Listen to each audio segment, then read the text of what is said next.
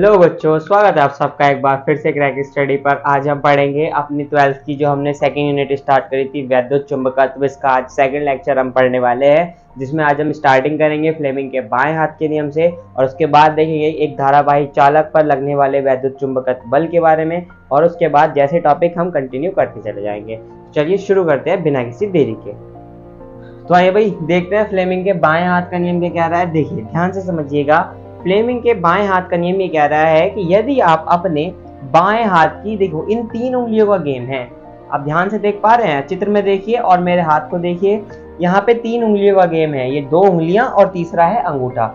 अब फ्लेमिंग ने ये कहा कि अगर आप इन तीनों को इस प्रकार व्यवस्थित करें कि ये तीनों एक दूसरे के परस्पर लंबवत हो। अब जरा ध्यान से देखना इनकी पोजीशन। इस समय पे अंगूठा और जो ये वाली उंगली है, इसको कहते हैं अंगूठे के पास वाली उंगली को तर्जनी उंगली, ठीक है। तो इन दोनों के बीच में अगर मैं आपसे एंगल की बात करूं तो आप देख पा रहे होंगे इन दोनों के बीच में 90 डिग्री का एंगल बन रहा है। देखिए ध्यान से, इन दोनों के बीच में 90 डिग्री का कोण बन रहा है। सेम एज इट इज मैं कह रहा हूँ, तर्जनी उंगली और मेरी मध्य वाली उंगली यानी कि मध्यम उंगली के बीच में एंगल देखिए, तो आप इन दोनों के बीच में भी एंगल देख पा रहे होंगे, 90 डिग्री का एंगल बन रहा है। सेम एज इट इज अगर मैं आपसे कहूँ कि अब आप इस तरीके से देखिए, मेरी मध्यमा उंगली और इस अंगूठे के बीच में भी 90 डिग्री का एंगल बन रहा होगा। देखिए ध्यान से देखिए, इस तरीके से 90 डिग्री का एंगल आपको दिखाई दे रहा है, ठीक है। तो यही फ्लेमिंग कहता है कि अगर आप अपनी इन तीनों को इस तरीके से व्यवस्थित कर लेते हैं, तब इस स्थिति में ये जो आपकी तर्जनी वाली उंगली है, ये दिखाती है चुंबकीय क्षेत्र की दिशा को। यानी कि ये जो तर्जनी वाली उंगली है, ये क्या दिखाएगी? ये दिखाएगी चुंबकीय क्षेत्र की दिशा को, और ये जो मध्यमा उंगली है, ये दिखाती है प्रवाहित होने वाली धारा की दिशा को, और ये जो अंगूठा है, ये दिखा रहा है इसमें चालक पर लगने वाले बल की दिशा को। ध्यान से समझिएगा बस।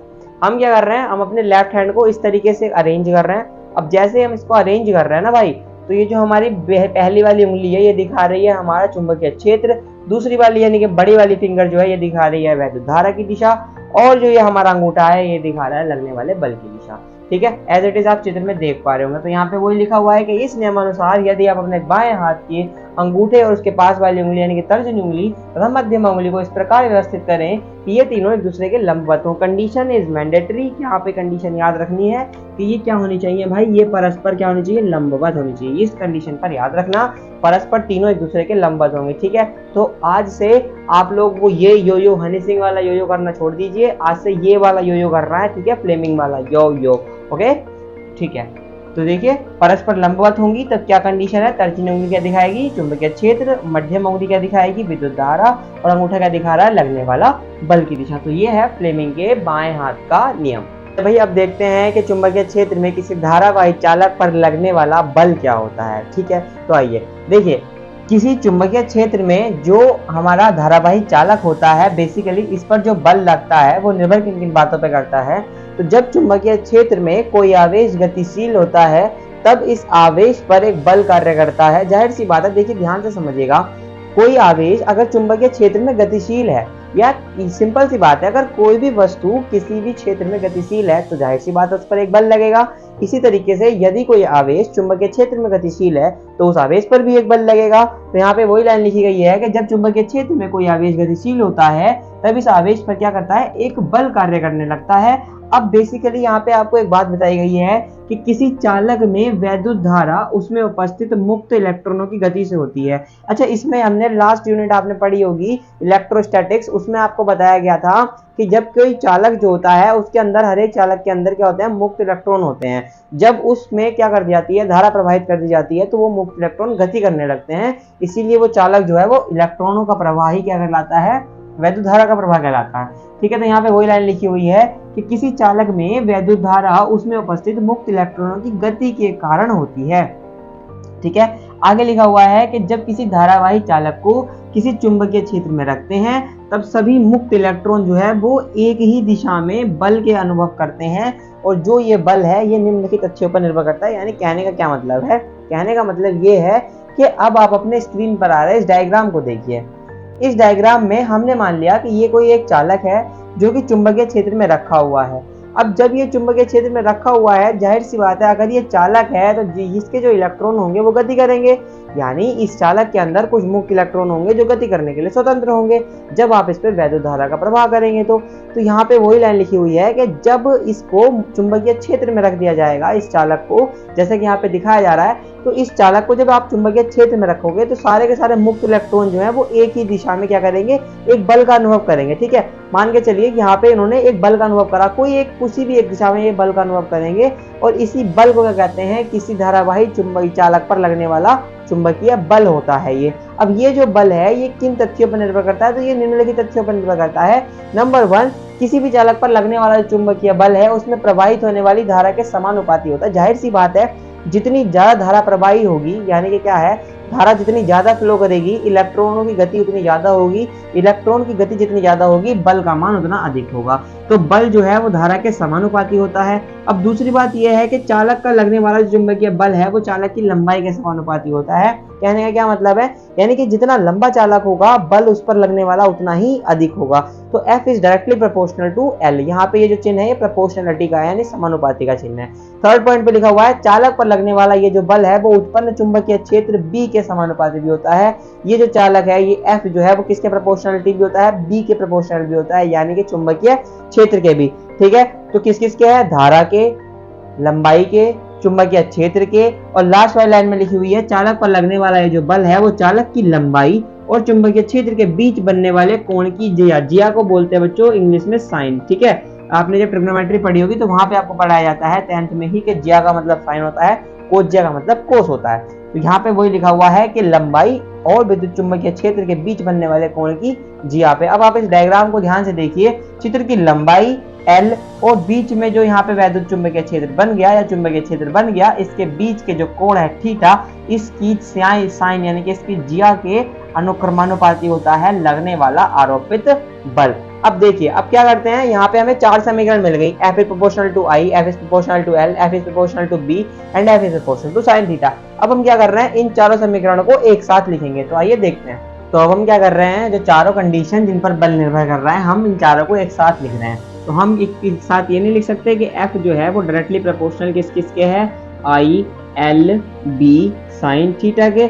अब आपको याद होगा कि जब भी ये प्रोपोर्शनलिटी का चिन्ह हटता है तो बराबर के साथ एक कांस्टेंट आता है, तो हमने बना दिया बराबर कांस्टेंट K आ गया। तो F बराबर हो गया K L I B sine theta, ये हो गया। अब आप ध्यान रखिएगा कि प्रयोगों से, जब आप एक्सपेरिमेंट किए गए थे इसके, तो प्रयोगों से हमें ये पता चला कि ये जो K है इसका मान 1 होता है, यानी यहाँ से F बराबर एक फॉर्मूला आपको मिल जाएगा I L I B sine theta.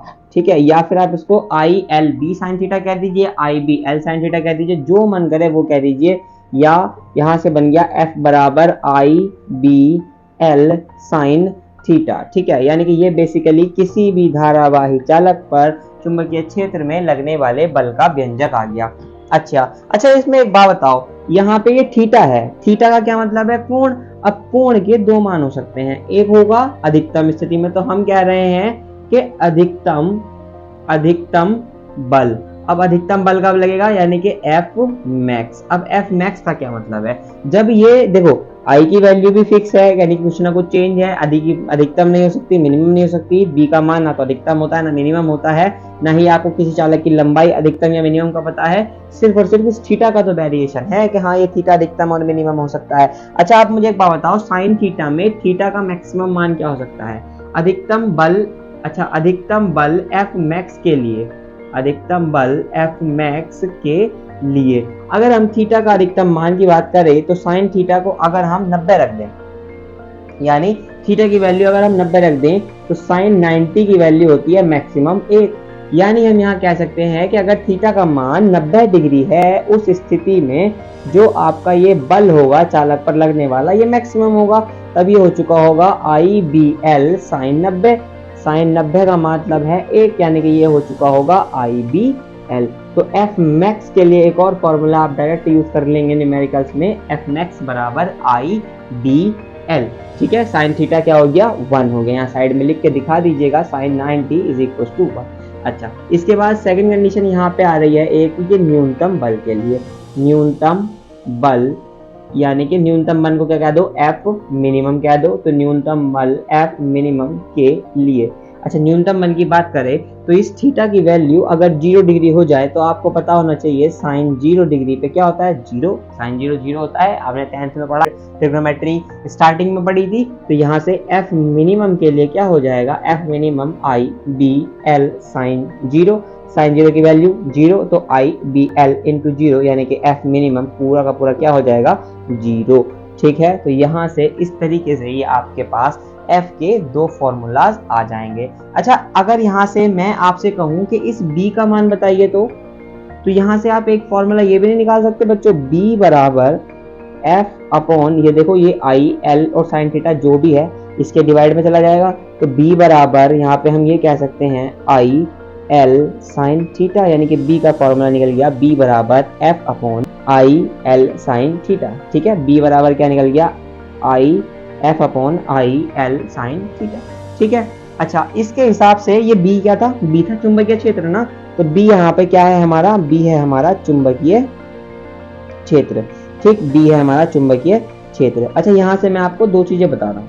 अगर हम यहाँ से कहें इसकी बीमा बताइए, इसकी बीमा, तो बीमा क्या निकाल लोगे, बीमा कैसे निकल जाएगी, बल की बीमा एम एल टी माइनस 2 और अपॉन आई की बीमा एम्पियर और एल यानी कि लंबाई की बीमा एल। साइन थीटा की बीमा होती नहीं है, थीटा क्योंकि एंगल है। अच्छा, बात करें तो बी की बीमा क्या आ जाएगी भाई, बी की बीमा आ जाएगी एम, एल से एल चटक जाएगा, ए माइनस 1 एल टी माइनस 2, तो ये बीमा आ जाएगी भाई बी की। देखिए बीमा आ गई, यानी कि यहाँ पे हमें बीमा मिल चुकी है एम एल, एल तो है नहीं, तो M T minus 2 A inverse, ये हमें बीमा मिल गई भाई चुंबकीय क्षेत्र की। अच्छा, यहीं से मैं अगर आपसे ये पूछूं कि भाई इसका मात्रक क्या होगा, इसका मात्रक बताइए जरा, तो मात्रक क्या निकल के आएगा, बल का मात्रक क्या हो जाएगा, न्यूटन अपॉन आई यानी कि धारा का मात्रक एम्पियर।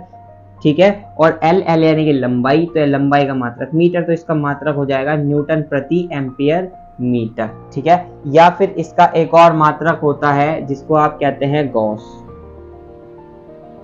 ठीक है, या इसका एक और मात्रक होता है, वो होता है वेबर प्रति मीटर स्क्वायर। क्या नाम बोल रहा हूं मैं, वेबर प्रति मीटर स्क्वायर। देखिए वेबर नाम के साइंटिस्ट थे, इस वजह से इस मात्रक का नाम पड़ा है वेबर प्रति मीटर स्क्वायर। ठीक है, तो ये आपके किसी भी चुंबकीय क्षेत्र में धारावाही चालक पर लगने वाले बल का व्यंजक जो है वो कंप्लीट हो चुका है। अच्छा बच्चों, यहाँ से एक बात और देखिए जरा, यहाँ से दूसरी बात जो देखने लायक है वो यहाँ पे आप देखिए इस फॉर्मूले की सहायता से हम B में और F में रिलेशन भी निकाल सकते हैं। अब B और F में रिलेशन का क्या मतलब है, देखिए यहाँ पे हमने कहा है कि B का मान आ गया F upon I L sine theta के बराबर।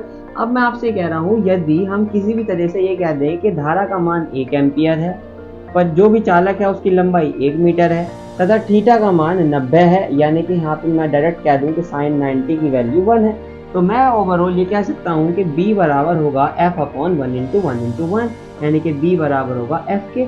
यानी कि मैं ये भी कह सकता हूँ, अच्छा देखो ये सारी की सारी हमने कैलकुलेशन करी है, अपनी तरफ से माना है यदि करके। ठीक है, तो हम यहाँ पे एक लाइन लिखेंगे कि संख्यात्मक रूप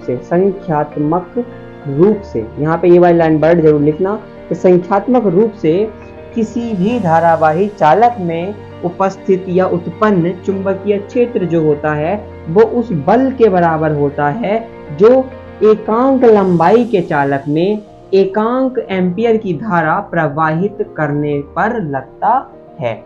ठीक है, दोबारा से सुनिए मैं क्या कह रहा हूँ, किसी भी धारावाही चालक में उत्पन्न चुंबकीय क्षेत्र उस बल के बराबर होता है जो एकांक लंबाई के चालक में एकांक एम्पियर की धारा प्रवाहित करने से उत्पन्न होता है। ठीक है, तो ये है भाई कंप्लीट आपका धारावाही चालक पर लगने वाला बल। तो आइए भाई अब देखते हैं बायो-सावर्ट का नियम क्या कह रहा है। देखिए ओरस्टेड नामक वैज्ञानिक, जिनके बारे में मैंने पिछले इंट्रोडक्शन लेक्चर में बताया है, अगर आपने लेक्चर नहीं देखा है तो जाके डिस्क्रिप्शन बॉक्स में लिंक है, वीडियो चेकआउट कर लीजिएगा। तो ओरस्टेड के प्रयोग के बारे में मैंने लास्ट लेक्चर में जैसे आपको बताया था, तो उस लेक्चर के प्रयोग के बाद ओरस्टेड ने ये कहा था कि प्रत्येक धारावाही चालक अपने चारों ओर एक चुंबकीय क्षेत्र का निर्माण करता है, जैसा कि हमने लास्ट वीडियो में देखा था प्रयोग, और उसके बाद बताया था कि एक चालक के चारों ओर जब जो सुई हम लेके आए थे तो विक्षेपित हो रही थी। ठीक है, तो उस प्रयोग के बाद इन्होंने बताया कि प्रत्येक धारावाही चालक अपने चारों ओर एक चुंबकीय क्षेत्र का निर्माण करता है तथा किसी चालक के कारण जो चुंबकीय क्षेत्र है वो ज्ञात करने के लिए आप चालक को मान लीजिए कि वो छोटे छोटे धारा खंडों से मिलकर बना है। यानी कि इन्होंने ये कहा था कि एक चालक को आप ये भी मान सकते हैं कि ये छोटे छोटे पार्ट से मिलकर बना है। ठीक, तो इस कथन को आधार मानकर 1820 ईस्वी में बायो और सेवर्ट नाम के दो साइंटिस्ट थे, दो अलग अलग साइंटिस्ट थे। ठीक है, इन्होंने क्या करा, इस कथन को अपना एक आधार माना और इस आधार पर उन्होंने अपना एक नियम दिया जिसमें इन्होंने ये बताया कि किसी छोटे खंड के लिए, अब आप इस चित्र को देखिए, इसमें ये पूरा का पूरा एक चालक है। ठीक है, लेकिन इन्होंने एक छोटा सा पार्ट पर डिस्कशन करा, एक छोटे से पार्ट, यानी कि इन्होंने ये कहा था ना कि छोटे खंडों से मिलकर बना हो सकता है, तो इसी पॉइंट को उन्होंने उठाया और एक छोटे पॉइंट पर, एक छोटे से खंड पर उन्होंने क्या करा, चुंबकीय क्षेत्र के बारे में कुछ चीजों का पता लगाया। तब इन्होंने ये बताया कि किसी चुंबकीय जो छोटा खंड है उसके कारण जो उत्पन्न चुंबकीय क्षेत्र होता है, तो देखो चूंकि खंड छोटा है इसलिए हम चुंबकीय क्षेत्र को बी ना कह करके डेल्टा बी कहेंगे। ठीक है, छोटे पार्ट के लिए हम डेल्टा का यूज कर रहे हैं। तो ये तीन लिखित बातों पर निर्भर कर रहा है। नंबर 1, देखो जैसे कि हमने पिछले नियम में धारावाही चालक पर लगने वाले बल के अकॉर्डिंग बताया था, तो बल किस किस पर निर्भर कर रहा था, धारा पर निर्भर कर रहा था, लंबाई पर निर्भर कर रहा था, साइन थीटा पर निर्भर कर रहा था। ठीक है, और क्षेत्रफल जो हमारा चुंबकीय क्षेत्र है उस पर निर्भर कर रहा था। तो यहाँ पर चुंबकीय क्षेत्र है सेम एज इट इज, प्रभावित होने वाली धारा पर निर्भर कर रहा है, लंबाई पर निर्भर कर रहा है, जो भी छोटा सा खंड है उसकी लंबाई पर, सेम एज इट इज चालक की लंबाई से चुंबकीय क्षेत्र की दिशा के बीच बनने वाले कोण की जिया पर ही निर्भर कर रहा है, यानी कि delta B directly proportional to sine theta. और यहाँ पर आपको एक नई बात जो आपको याद रखनी है बायो सावर्ट के नियम के लिए, वो यही है कि छोटे खंड और बिंदु पी, देखिए चित्र में देखिए, छोटे खंड और बिंदु पी के बीच की जो दूरी है स्मॉल आर, इसके वर्ग के व्युत्क्रमानुपाती है। तो ध्यान रखने के क्या करना है, ध्यान रखने के लिए ध्यान रखिएगा, ध्यान देने वाली बात यहाँ पे ये है कि धारावाही चालक पर लगने वाला जो बल है वो किस किस पर निर्भर कर रहा था, आई पे, एल पे, बी पे और साइन थीटा पे। यहाँ पे बी किस किस पर निर्भर कर रहा है, आई पे, एल पे, साइन थीटा पे और 1/r² पे। ठीक है, तो जैसा पिछले डेरिवेशन में हमने क्या करा था, 3-4 इक्वेशन को एक साथ मिला के लिखा था, ऐसे इस डेरिवेशन में करते हैं। चलिए इन चारों इक्वेशन को एक साथ मिला करके लिखते हैं, क्या बनता है देखते हैं, क्या इसका व्यंजक प्राप्त होगा। तो आइए अब इन चारों कंडीशंस को हम मिला लेते हैं। तो जैसे ही आप चारों कंडीशंस को मिलाओगे तो यहाँ से आपको मिल जाएगा delta B directly proportional to i, ऊपर था डेल्टा एल, ऊपर था साइन थीटा था, तो i delta L sine theta upon में r²। ठीक है, फिर मैंने आपको बताया था कि जब भी ये चिन्ह हटता है समानुपाती का तो इसके साथ में बराबर और एक कांस्टेंट आता है। तो यहाँ पे हम बराबर कांस्टेंट मान लेते हैं, क्या आ गया, फिर i delta L sine theta upon r²। ठीक है, ये कंडीशन आ गई। यहाँ पे बायो सेवर्ट ने, जो ये बायो सेवर्ट थे, ठीक है, इसको सेवर्ट बोल लो या सेबार्ट बोल लो, ठीक है, बात एक ही है, या सवार्ट बोल लो, कुछ भी अगर आपके चैनल में जो भी आपके पेपर में लिखा हुआ आ जाएगा तब भी आप इसको यही समझेंगे। ठीक है, ये थोड़ा सा प्रोनाउंसिएशन का खेल है क्योंकि ये जो नाम है ये थोड़े से इंग्लिश लैंग्वेज के होते हैं और हम लोग इनको हिंदी में लिखते हैं, तो हम इसीलिए कई बार सेबार्ट भी लिख देता है, कई बार सेवर्ट भी लिख देता है। ठीक है, तो इसमें आप कंफ्यूज नहीं करेंगे। ठीक, तो हम कंडीशन क्या कह रहे थे, प्रयोग जब इन्होंने करा तो इन्होंने प्रयोगों से पाया, प्रयोगों से इनको मिला कि ये जो k है इसकी वैल्यू होती है μ0/4π। ठीक है, μ0/4π। तो यहाँ से डेल्टा बी का जो फॉर्मूला बनेगा वो बना μ0/4π, k की जगह i delta L sine theta upon r²। यही है बायो सेवर्ट के द्वारा एक छोटे से खंड, डेल्टा बी का मतलब है एक छोटे पार्टिकल द्वारा उत्पन्न चुंबकीय क्षेत्र का व्यंजक। अच्छा, इसमें ध्यान देने वाली बात यह है, देखो प्रयोगों से आपको पाई तो आप जानते हो कि क्या है, लेकिन इस म्यू नोट के बारे में नहीं जानते। तो म्यू नोट है यहाँ पर बच्चों चुंबक की चुंबकशीलता। क्या है ये, चुंबकशीलता, क्या कहेंगे इसको, चुंबकशीलता। ठीक है, म्यू नोट क्या है, चुंबक की चुंबकशीलता। अच्छा, इसका जो मान होता है बच्चे, वो म्यू नोट का मान होता है 4π × 10⁻⁻⁷ न्यूटन प्रति एम्पियर स्क्वायर। यदि इसका मान आपको वेबर में चाहिए तो इसका मान हो जाता है 10⁻⁻⁷ वेबर प्रति एम्पियर मीटर। ठीक है, क्या हो जाएगा, वेबर प्रति एम्पियर मीटर। तो ये है भाई बायो सेवर्ट का नियम का व्यंजक। अच्छा, इस नियम में भी देखो थीटा आ रहा है तो हम इसके भी दो कंडीशन निकाल सकते हैं, एक बार डेल्टा बी को मैक्सिमम कर दीजिए और एक बार डेल्टा बी को आप मिनिमम कर दीजिए। जाहिर सी बात है, जैसा पिछला में व्यंजक में हमने करके दिखाया था कि यदि थीटा की वैल्यू क्या कर दी जाए, थीटा की वैल्यू आपको 90 कर दी जाए तो इसकी जो वैल्यू है वो आपको मैक्सिमम प्राप्त होगी। तो मैक्सिमम पर ये आ जाएगा i delta L upon are square और इंटू साइन थीटा की जगह 1 हो गया होगा, क्योंकि थीटा बराबर आपने 90 रखा होगा और साइन 90 की वैल्यू आपको 1 मिली होगी। तो यहाँ से मैक्स का फॉर्मूला आ जाएगा mu 0 upon 4 pi I delta L upon R. तो भाई ये तो हो गया डेल्टा बी मैक्स। अगर मिनिमम की बात करेगा तो डेल्टा बी मिनिमम, तो मिनिमम के लिए क्या कर दोगे, मिनिमम के लिए हो जाएगा ये 4 mu 0 upon 4 pi I delta L upon are square into 0। अब पूछोगे 0 क्यों, तो हमने लास्ट में किया था मिनिमम के लिए थीटा विल बी 0, थीटा की वैल्यू जैसे आप 0 डिग्री रखोगे तो यानी कि साइन 0 विल बी 0, साइन 0 0 होते ही ये पूरे की वैल्यू क्या हो जाएगी 0। तो यहाँ से हम फाइनली ये कह सकते हैं, इस स्टेटमेंट के बाद मैं एक स्टेटमेंट ये बोल सकता हूँ कि जिस भी खंड की मैं बात कर रहा हूँ उस खंड में अगर आप लंबाई के अनुदिश किसी भी बिंदु पर चुंबकीय क्षेत्र की तीव्रता देखेंगे तो वो 0 होगी, और अगर उसके लंबवत किसी भी बिंदु पर देखेंगे तो वो मैक्सिमम होगी। तो चलिए अब देखते हैं बायो-सैवर्ट के नियम से कूलॉम के नियम की तुलना। तो आइए भाई अब देखते हैं बायो-सैवर्ट के नियम और कूलॉम के नियम की तुलना करते हैं, ठीक है। तो देखिए, जिस प्रकार से जब आपने वैद्युत क्षेत्र पढ़ा होगा तो वैद्युत क्षेत्र में आपको पहले चैप्टर में पढ़ाया जाता है कूलॉम का नियम, और ये कहा जाता है कूलॉम का नियम जो है वो बहुत ज़्यादा इंपॉर्टेंट रोल प्ले करता है वैद्युत क्षेत्र को समझने के लिए। इसी प्रकार से बायो-सैवर्ट का जो नियम है ये चुंबकीय क्षेत्र का एक तरीके से कूलॉम के नियम जितना ही इम्पोर्टेंट आप समझ लीजिए कि जिस तरीके से कूलॉम का नियम आपको वैद्युत क्षेत्र समझने में मदद करता है, उसी प्रकार से बायो-सैवर्ट का जो नियम है वो आपको चुंबकीय क्षेत्र समझने में मदद करता है। तो आइए देखते हैं इन दोनों नियमों की क्या क्या समानताएं हैं और इन दोनों नियमों में क्या क्या डिफरेंसेस है। तो आइए देखते हैं। देखिए, कूलॉम का नियम क्या कहता है, कूलॉम के नियम का फॉर्मूला होता है वैद्युत क्षेत्र की तीव्रता E बराबर 1/4 pi epsilon not Q1 Q2 upon R square, ठीक है। ये है पूरे वैद्युत क्षेत्र की बात कर रहे हैं। अच्छा, बायो-सैवर्ट का नियम जो लग रहा है वो किसी छोटे पार्ट पर लग रहा है, तो हम कूलॉम के नियम को ऐसे भी तो लिख सकते हैं कि किसी छोटे पार्ट पर वैद्युत क्षेत्र की जो तीव्रता है वो बराबर होगी 1/4 पाई एप्सिलॉन नॉट, और जी ये Q1 Q2 आवेश थे, इसको हमने एक छोटा सा आवेश मान लिया तो छोटे के लिए हम लगा दें डेल्टा Q। तो यहाँ पे हम इसको ये भी लिख सकते हैं कि डेल्टा E बराबर 1/4 pi epsilon not Q delta Q upon R square. तो हम इसको इक्वेशन नंबर 1 डाल रहे हैं, ठीक है। इसके बाद बायो-सैवर्ट का जो नियम है वो छोटे से पार्ट पर लगता है, छोटे से खंड पर लगता है और जो चुंबकीय क्षेत्र के लिए लगता है। तो डेल्टा बी बराबर mu 0/4 pi I delta L sine theta upon are square, समीकरण नंबर 2। अच्छा, इन दोनों समीकरण, ये ऊपर वाला हो गया कूलॉम का नियम, नीचे वाला हो गया बायो-सैवर्ट का नियम। क्या सिमिलरिटी दिख रही है, देखो डेल्टा ई यानी कि वैद्युत क्षेत्र, डेल्टा बी यानी कि चुंबकीय क्षेत्र। मतलब कहने का क्या मतलब है, कूलॉम का नियम किसके लिए आया है, वैद्युत क्षेत्र के लिए, और बायो-सैवर्ट का नियम किसके लिए आया है, चुंबकीय क्षेत्र के लिए। लेकिन दोनों नियमों में एक चीज कॉमन है भाई, अपॉन में आर स्क्वायर यहाँ भी दिखाई दे रहा है और अपॉन में आर स्क्वायर यहाँ भी दिखाई दे रहा है। इसलिए पॉइंट नंबर 2 पे ध्यान दीजिएगा कि ये दोनों जो नियम है वो व्युत्क्रम वर्ग के नियम का पालन करते हैं, यानी कि इनमें व्युत्क्रम मतलब उल्टा और वर्ग मतलब जिसका वर्ग है। तो यहाँ पे 1/4 में आर स्क्वायर है, वहाँ पे 1/4 में आर स्क्वायर, तो ये तो इनमें समानताएं हो गई। अच्छा, और क्या चीजें हो सकती हैं, देखिए कूलॉम का जो नियम है, कूलॉम के अनुसार किसी आवेश के चारों ओर वैद्युत क्षेत्र उत्पन्न किया जा सकता है, जबकि बायो-सैवर्ट कहता है कि धारावाही चालक के चारों ओर चुंबकीय क्षेत्र उत्पन्न किया जाता है। यानी कहने का मतलब क्या है, कूलॉम जी ये कहते थे कि किसी भी चालक, कोई भी चालक आप मुझे दे दीजिए, किसी भी चालक या किसी भी आवेश के चारों तरफ आप क्या कर सकते हैं, वैद्युत क्षेत्र उत्पन्न कर सकते हैं। मतलब कूलॉम के लिए जो हमारा वैद्युत क्षेत्र था वो किस पे डिपेंड कर रहा था, उसका मतलब है उसको चाहिए था आवेश। यानी कूलॉम कह रहा था कि अगर आप मुझे आवेश दे दोगे तो हम कहीं भी वैद्युत क्षेत्र उत्पन्न कर सकते हैं, चाहे आवेश की मात्रा कुछ भी हो। तो यहाँ पे वही लिखा हुआ है, कूलॉम के अनुसार किसी भी आवेश के चारों तरफ आप वैद्युत क्षेत्र उत्पन्न कर सकते हैं। लेकिन बायो-सैवर्ट ये कह रहे हैं, बायो-सैवर्ट ने ऑलरेडी कंडीशन रख दी है कि वो कैसा होना चाहिए, वो धारावाही चालक होना चाहिए, उसकी कुछ ना कुछ लंबाई होनी चाहिए।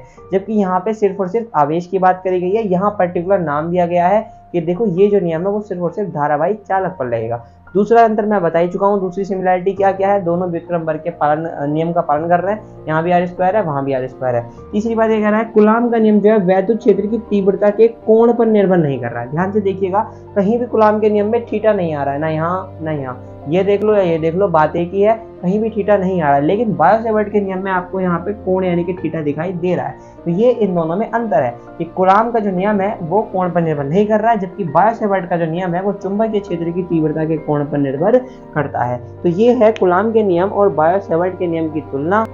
तो ये था हमारा आज का लेक्चर, जिसमें आज हमने पढ़ा फ्लेमिंग के बाएं हाथ के नियम, उसके बाद हमने पढ़ा किसी धारावाही चालक पर लगने वाले बल का व्यंजक, उसके बाद हमने पढ़ा यहाँ पे बायो-सेवर्ट का नियम, उसके बाद हमने जाना इस μ0 यानी कि चुंबकत्व के बारे में, उसके बाद हमने जाना बायो-सेवर्ट के नियम और कूलॉम के नियम की तुलना करी।